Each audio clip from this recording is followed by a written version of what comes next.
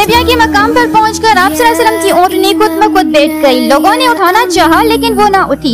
लोगों ने कहा ये ऊँटनी अड़ गई है। आप सल्लल्लाहु अलैहि वसल्लम ने कहा कि नहीं, ये अड़ी नहीं है, बल्कि इसे उस जात ने रोक लिया है जिसने अब्राहा के लश्कर को मक्का में दाखिल होने से रोक दिया था। फिर आप सल्लल्लाहु अलैहि वसल्लम ने उस मकाम पर कयाम करने का हुक्म फरमाया, जिस पर सहाबा ने अर्ज किया कि ए अल्लाह के रसूल, यहाँ पानी नहीं है। तो हुजूर सल्लल्लाहु अलैहि वसल्लम ने अपने तनकिस से एक तीर निकाल कर किसी सहाबी को दिया और कहा कि ये किसी घड़े में गाड़ दो।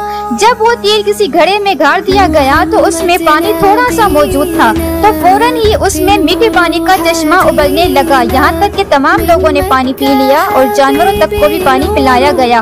उस पानी की खबर कुरैश तक पहुँची तो अबू सुफियान ने लोगों से कहा कि हमने सुना है कि हुदैबिया के मकाम पर कोई घड़ा जाहिर हुआ है, हमें भी तो दिखाओ कि मोहम्मद ने क्या करिश्मा दिखाया है। चुनांचे उन्होंने वहाँ जाकर देखा तो कहा कि ये तो मोहम्मद ने छोटा सा जादू दिखाया है।